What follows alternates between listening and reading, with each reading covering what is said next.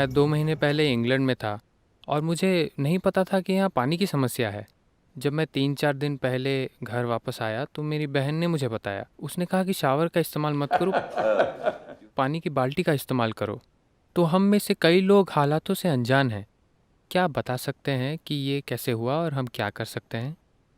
नदियों के बारे में सबसे बड़ी अज्ञानता यह है, लोगों को लगता है कि नदी पानी का स्रोत है, या एक कुआं पानी का स्रोत है, या तालाब या झील पानी का स्रोत है। एक ट्रॉपिकल देश में यह पानी का स्रोत नहीं है, यह सिर्फ पानी की मंजिल है। हमारे लिए पानी का सिर्फ एक ही स्रोत है, वो है मॉनसून की बारिश। वही एकलौता स्रोत है जहां से पानी आ रहा है। तो बारिश में जो पानी गिरता है, आमतौर पर हमारे लिए इस देश में एक साल में ज्यादा से ज्यादा 45 से 60 दिनों के लिए हमारे ऊपर बारिश होती है। इस दौरान बहुत बड़ी मात्रा में पानी बरसता है। जब पानी बरसता है, इसे जमीन में थामने की हमारी क्षमता ही यह तय करेगी कि साल में कितने दिन नदियां बहेंगी। अगर हम उसे थाम लें तो नदियां 365 दिन बहेंगी। अगर हम उसे नहीं थामते तो यह पानी अगले 50 या 100 दिनों में बह जाएगा, और इसीलिए नदियां अभी सूख रही हैं। तो पानी को थामने के लिए हमें किसकी जरूरत है? सिर्फ और सिर्फ पेड़ पौधों की। इसमें कोई रॉकेट साइंस नहीं है। यही मेरा मुख्य मिशन रहा है पूरी दुनिया में, जिसमें संयुक्त राष्ट्र, हमारी सरकार, केंद्र सरकार और सभी राज्य शामिल हैं।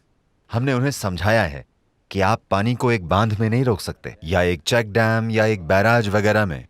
ये सभी चीजें इस्तेमाल के लिए ठीक हैं, लेकिन आप पानी को ऐसे नहीं बढ़ा सकते। पानी को थामने का सिर्फ एक ही तरीका है, वो है पेड़ पौधों से। जब मैं पेड़ पौधों की बात करता हूं या जंगलों की, देखिए, भारत में जंगलों को बढ़ाने की कोई संभावना नहीं है। हम 130 करोड़ लोग हैं। ऐसा अनुमान है कि साल 2030 तक हम 150 करोड़ हो जाएंगे। तो जमीन पर बहुत ज्यादा दबाव है, जंगलों का इलाका बढ़ाना मुमकिन नहीं है। The only other way is to go for agroforestry. सिर्फ एक ही तरीका बचता है, वो है पेड़ों पर आधारित खेती। यानी हम अपनी आमदनी के लिए जंगल बनाएं, हम पैसों के लिए जंगल उगाएं, हम आर्थिक वजहों से जंगल उगाएं। देखिए, फिलहाल किसानों को पेड़ों पर आधारित खेती अपनाने में मदद के लिए कुछ चीजें जरूरी हैं। पहली चीज है छोटे पौधे, बहुत बड़े स्तर पर छोटे पौधे विकसित करना।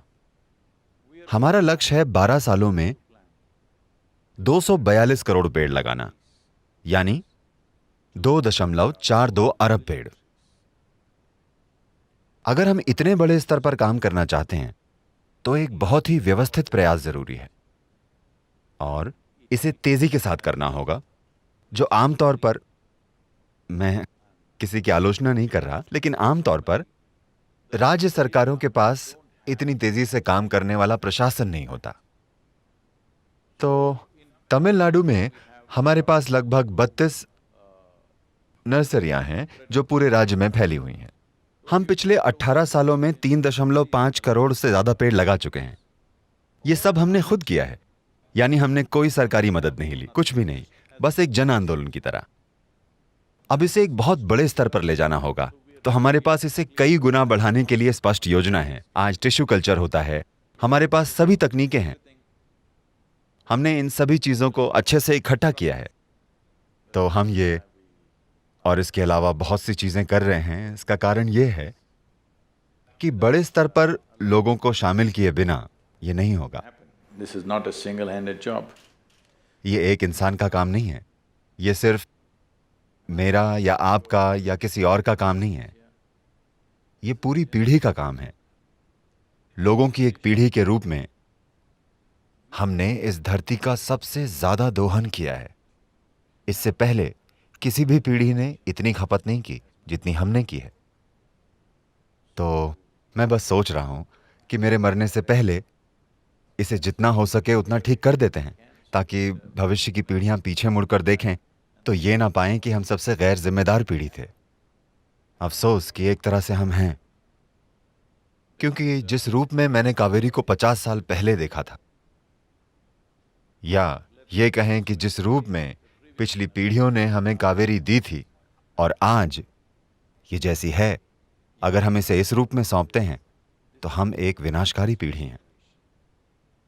तो मैं ये देखना चाहता हूं कि हम एक विनाशकारी पीढ़ी नहीं है। हम इसे ठीक करेंगे जिस हद तक हम इसे कर सकें, ताकि कोई ये न कह पाए कि हमने वो नहीं किया जो हमें करना चाहिए था।